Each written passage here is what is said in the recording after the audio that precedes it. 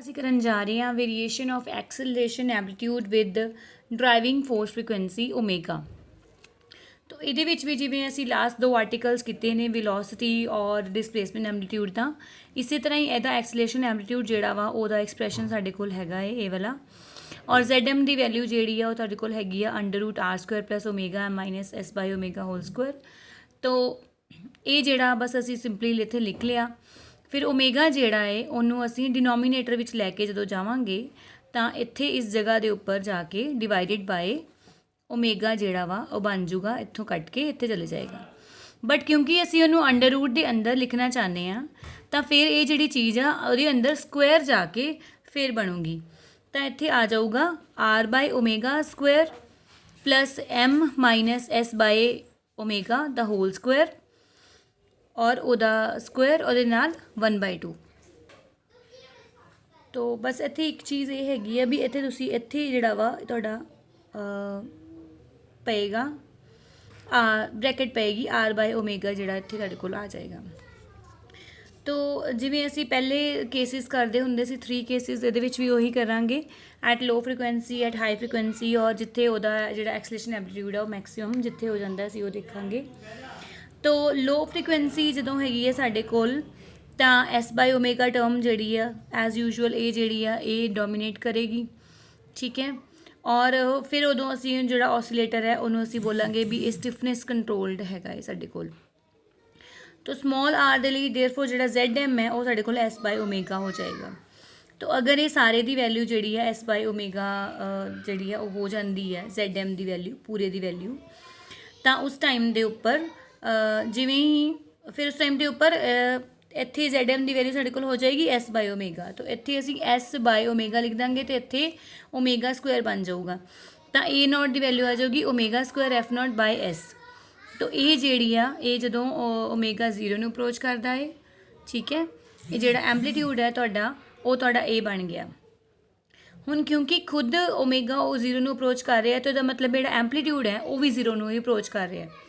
तो इस तरीके नाल जिहड़ा A0 है ये भी 0 नूं ही अप्रोच करेगा, क्योंकि जब तुसीं ओमेगा की वैल्यू इत्थे 0 के कोल फिल करोगे तो A0 भी 0 नूं ही अप्रोच करेगा। एट हाई फ्रीकुएंसी हुण असीं लै लईए जदों ओमेगा जिहड़ा वा इनफिनिटी नूं अप्रोच करदा है तो इत्थे जिहड़ी ओमेगा m टर्म है बेसिकली ओमेगा m तो चलो नहीं है m हैगी इत्थे तुहाडे कोल, क्योंकि यह वाली जी टर्म्स है ये 0 हो जाएंगे साडे कोल तो सिर्फ यही वाली टर्म जिहड़ी है ये डोमीनेट करेगी। तो m टर्म डोमीनेट करेगी, ठीक है। तो उस टाइम पर जिहड़ा ऑसीलेटर उन्होंने असीं बोलांगे भी ये इनर्शिया कंट्रोल्ड है, मास दे नाल जिहड़ा वा कंट्रोल्ड है। तो हुण जिहड़ी ZM की वैल्यू है वो तुहाडे कोल आ जाऊगी m, तो तुहाडे कोल बन जाएगा ओमेगा f0 बाय m। तो ये जिहड़ा वा ये तुहाडे कोल f0 बाय m जिहड़ा ये तुहाडे कोल जिहड़ा वा वो बन जाता है। ओमेगा टर्म भी आती है नाल ते ओमेगा जिहड़ी आ वो उपर वाले ओमेगा नाल कैंसल हो जाऊगी। तुसीं इस चीज़ नूं इस तरह समझ सकते हो बई जिहड़ा ये इनू तुसीं इसे फॉर्म च अगर तुसीं रहन दिओ इत्थे ओमेगा m ही रह जाएगा, इस ओमेगा नाल ओ वाला जिहड़ा ओमेगा वो कैंसल हो जाऊगा। या फिर ओवरऑल तुसीं अगर इहदे विच देखो तो साडे कोल f0 बाय m जिहड़ा वा वो बच जाता है। अगे तुहाडे कोल आंदा है कि जदों एक्सलेशन एंपलीट्यूड जिहड़ा वा मैक्सीमम कदों हुंदा है। हुण एक्सलेशन एंपलीट्यूड जिहड़ा है वो तुसीं देख सकते हो मैक्सीमम कदों होगा जदों आ वाली जिहड़ी वैल्यू है ਇਹਦੀ कुछ फाइनाइट जिहड़ी आ वैल्यू होगी। हुण तुसीं इहनूं सपोज कर लो मैं इहनूं लिख लैनी आ f0 by ZM by omega जिवें मैं पहले लिखिया है। तो जदों एक्सलेशन एंपलीट्यूड सब तो मैक्सीमम उदों होगा जदों आ वाली जिहड़ी चीज़ है ZM बाय ओमेगा ये मेरे कोल मिनिमम होगी, ठीक है।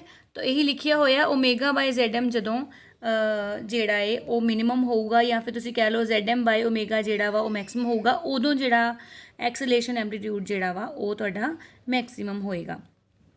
तो उहदे लई इहनूं मैक्सीमम कराउण दे लई असीं जिहड़ा वा इहदी डिफरेंसीएशन कर रहे हैं और इहनूं इक्वल टू 0 जिहड़ा वा वो फिल कर रहे हैं। तो इहदे विच असीं जिवें 2 बाय पार्ट्स जिहड़ी आ वो जिवें तुसीं कर लैणी आ इहदी डिफरेंसीएशन विद ओमेगा कर रहे हैं तां ओमेगा इनवर्स तो फिर ZM का जिहड़ा वा ये सिंपली लिखिया ही होया हजे जस्ट बड़े जो 2 पार्ट्स है वो जिहड़ा वा इहनूं कर सकते हो differentiate. So after differentiation and little bit solving ਤੁਸੀਂ ਇੱਥੋਂ ਤੁਹਾਡੇ ਕੋਲ ਓਮੇਗਾ ਦੀਆਂ ਵੈਲਿਊਜ਼ ਆਉਣਗੀਆਂ 2। ਤੋ ਇਹ ਜਿਹੜੀਆਂ ਨੇ ਓਮੇਗਾ ਦੀ ਵੈਲਿਊਜ਼ ਤੁਹਾਡੇ ਕੋਲ ਆ ਰਹੀ ਹੈ, ਪਲੱਸ ਮਾਈਨਸ ਹੁੰਦਾ ਤਾਂ ਅਸੀਂ ਪੋਜ਼ੀਟਿਵ ਜਿਹੜੀ ਆ ਉਹ ਲੈ ਰਹੇ ਹਾਂ, ਕਿਉਂਕਿ ਫ੍ਰੀਕੁਐਂਸੀ ਨੂੰ ਆਪਾਂ ਨੈਗੇਟਿਵ ਨਹੀਂ ਲੈਂਦੇ। ਤਾਂ ਇਹ ਜਿਹੜੀ ਆ ਇਹ ਤੁਹਾਡੀ ਓਮੇਗਾ ਜਿਹੜੀ ਹੈ ਇਹ ਆ ਗਈ ਆ। ਤਾਂ ਐਕਸਲੇਸ਼ਨ ਐਂਪਲੀਟਿਊਡ ਜਿਹੜਾ ਵਾ ਇਸ ਫ੍ਰੀਕੁਐਂਸੀ ਦੇ ਉੱਪਰ ਜਿਹੜਾ ਵਾ ਉਹ ਮੈਕਸਿਮਮ ਹੈਗਾ ਹੈ। ਤਾਂ ਇਹਦੀ ਜਿਹੜੀ ਵੇਰੀਏਸ਼ਨ ਹੈ ਇਹ ਤੁਹਾਡੀ ਸ਼ੋ ਕੀਤੀ ਹੋਈ ਹੈ ਕਿ ਐਟ ਲੋਅਰ ਫ੍ਰੀਕੁਐਂਸੀਜ਼ A0 ਦੀ ਵੈਲਿਊ 0 ਦੇ ਨੂੰ ਅਪਰੋਚ ਕਰਦੀ ਹੈ, ਐਟ ਹਾਇਰ ਫ੍ਰੀਕੁਐਂਸੀ A0 ਦੀ ਵੈਲਿਊ F0/m ਨੂੰ ਅਪਰੋਚ ਕਰਦੀ ਹੈ, but there exist a certain frequency ਜਿਹੜੀ ਕਿ ਅਸੀਂ ਓਮੇਗਾ ਡਬਲ ਡੈਸ਼ ਯਾਨੀ ਕਿ ਇਹਦੇ ਨਾਲ ਜਿਹੜੀ ਹੈ ਰਿਪਰੈਜ਼ੈਂਟ ਕੀਤੀ ਹੋਈ ਹੈ, ਜਿਹਦੇ ਉੱਪਰ ਜਿਹੜੀ ਐਕਸਲੇਸ਼ਨ ਐਂਪਲੀਟਿਊਡ ਆ ਉਹ ਮੈਕਸਿਮਮ ਹੈ। तो this is for the different R values. और अगे तुसी देख सकते हो कंपैरेटिव स्टडी है, ਉਹਦੇ ਲਈ ਤੁਹਾਡੇ ਕੋਲ ਇੱਕ ਟੇਬਲ ਜਿਹੜਾ ਵਾ ਉਹ ਤੁਹਾਨੂੰ ਮਿਲਿਆ ਹੋਇਆ ਵਾ, ਇੱਥੇ ਦਿੱਤਾ ਹੋਇਆ ਤੁਹਾਡਾ। ਇਹਦੇ ਵਿੱਚ ਜਿਹੜੇ ਅਸੀਂ ਲਾਸਟ 3 ਆਰਟੀਕਲਸ ਕੀਤੇ ਨੇ ਬੇਸਿਕਲੀ ਉਹੀ ਜਿਹੜੀਆਂ ਚੀਜ਼ਾਂ ਨੇ ਉਹ ਲਿਖੀਆਂ ਹੋਈਆਂ ਨੇ ਕਿ ਡਿਸਪਲੇਸਮੈਂਟ ਐਂਪਲੀਟਿਊਡ ਤੁਹਾਡੇ ਕੋਲ ਇਹ ਹੁੰਦਾ ਹੈ, ਵੈਲੋਸਿਟੀ ਐਂਪਲੀਟਿਊਡ ਦਾ ਐਕਸਪ੍ਰੈਸ਼ਨ ਔਰ ਐਕਸਲੇਸ਼ਨ ਐਂਪਲੀਟਿਊਡ ਦਾ ਐਕਸਪ੍ਰੈਸ਼ਨ, ਔਰ ਇਹਨਾਂ ਦੀ ਜਿਹੜੀ ਰੈਜ਼ੋਨੈਂਟ ਫ੍ਰੀਕੁਐਂਸੀਜ਼ ਆ ਉਹ ਲਿਖੀਆਂ ਹੋਈਆਂ ਨੇ ਵੀ ਕਿੱਥੇ ਕਿੱਥੇ ਜਾ ਕੇ ਇਹਨਾਂ ਦੀ ਵੈਲਿਊ ਜਿਹੜੀ ਆ ਉਹ ਮੈਕਸਿਮਮ ਆਉਂਦੀ ਹੈ। ਐਟ ਲੋ ਓਮੇਗਾ ਇਹ ਜਿਹੜਾ ਵਾ F0/s ਨੂੰ ਅਪਰੋਚ ਕਰਦਾ ਹੈ, ਜਦੋਂ ਕਿ ਇਹ ਜਿਹੜੇ ਦੋਨੋਂ ਨੇ ਵੈਲੋਸਿਟੀ ਐਂਪਲੀਟਿਊਡ ਐਕਸਲੇਸ਼ਨ ਐਂਪਲੀਟਿਊਡ ਇਹ ਦੋਨੋਂ 0 ਨੂੰ ਅਪਰੋਚ ਕਰਦੇ ਆ।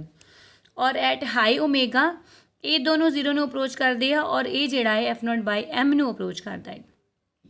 ਔਰ ਐਟ ਰੈਜ਼ੋਨੈਂਸਿਸ ਇਹਨਾਂ ਦੇ ਜਿਹੜੇ ਵੈਲਿਊਜ਼ ਨੇ ਉਹ ਜਿਹੜੀਆਂ ਵਾ ਤੁਹਾਡੇ ਕੋਲ ਲਿਖੀਆਂ ਹੋਈਆਂ ਨੇ। ਜਿਹੜੇ ਐਂਪਲੀਟਿਊਡਸ ਨੇ ਇਹ ਤੁਹਾਡਾ ਡਿਸਪਲੇਸਮੈਂਟ ਐਂਪਲੀਟਿਊਡ ਆ, ਇਹ ਵੈਲੋਸਿਟੀ ਔਰ ਇਹ ਐਕਸਲੇਸ਼ਨ ਐਂਪਲੀਟਿਊਡ ਹੈ। ਔਰ ਜਿਹੜਾ ਐਂਪਲੀਟਿਊਡ ਹੈ ਉਹ ਜਦੋਂ ਇੰਡੀਪੈਂਡੈਂਟ ਹੈ, ਫ੍ਰੀਕੁਐਂਸੀ ਦੇ ਇੰਡੀਪੈਂਡੈਂਟ ਹੈ, ਉਹ ਕਿਸ ਤਰ੍ਹਾਂ ਹੁਣ ਜਿਵੇਂ ਤੁਸੀਂ ਇੱਥੇ ਦੇਖ ਸਕਦੇ ਹੋ ਇੱਥੇ ਓਮੇਗਾ ਦਾ ਕੋਈ ਟਰਮ ਨਹੀਂ ਆ ਰਹੀ, it means it is independent at low frequencies. ਔਰ ਇਹ ਜਿਹੜੀ ਚੀਜ਼ ਆ ਇਹ ਤੁਸੀਂ ਦੇਖਦੇ ਹੋ ਰੈਜ਼ੋਨੈਂਸ ਦੇ ਉੱਪਰ ਜਿਹੜਾ ਵਾ ਓਮੇਗਾ ਦੀ ਕੋਈ ਵੀ ਡਿਪੈਂਡੈਂਸ ਨਹੀਂ ਆ ਰਹੀ, ਤਾਂ ਇਹਦਾ ਮਤਲਬ ਉਹ ਰੈਜ਼ੋਨੈਂਸ ਦੇ ਉੱਪਰ ਜਿਹੜੀ ਆ ਉਹ ਇੰਡੀਪੈਂਡੈਂਟ ਹੈ। ਔਰ ਜਦੋਂ ਕਿ ਇਹ ਜਿਹੜਾ ਇਹ ਹਾਈ ਫ੍ਰੀਕੁਐਂਸੀ 'ਤੇ ਇੰਡੀਪੈਂਡੈਂਟ, ਕਿਉਂਕਿ ਇਹਦੀ ਹਾਈ ਫ੍ਰੀਕੁਐਂਸੀ 'ਤੇ ਵੈਲਿਊ ਜਿਹੜੀ ਹੈ F0/m ਜਿਹੜੀ ਹੈ ਉਹੀ ਆ ਰਹੀ ਹੈ। ਤਾਂ ਇਹ ਇੱਕ ਟੇਬਲ ਹੈ ਜਿਹੜਾ ਕਿ ਤੁਸੀਂ ਯਾਦ ਰੱਖ ਸਕਦੇ ਹੋ ਪ੍ਰੋਪਰਲੀ, ਔਰ ਇੱਥੇ ਤੁਹਾਡੀਆਂ ਕੰਪੈਰੇਟਿਵ ਵੈਲਿਊਜ਼ ਜਿਹੜੀਆਂ ਨੇ ਉਹ ਦਿੱਤੀਆਂ ਹੋਈਆਂ ਨੇ। ਤਾਂ ਇਹਦੇ ਤੋਂ ਤੁਸੀਂ ਜਿਹੜਾ ਵਾ ਜ਼ਿਆਦਾ ਅੱਛੇ ਤਰੀਕੇ ਨਾਲ ਸਮਝ ਸਕਦੇ ਹੋ।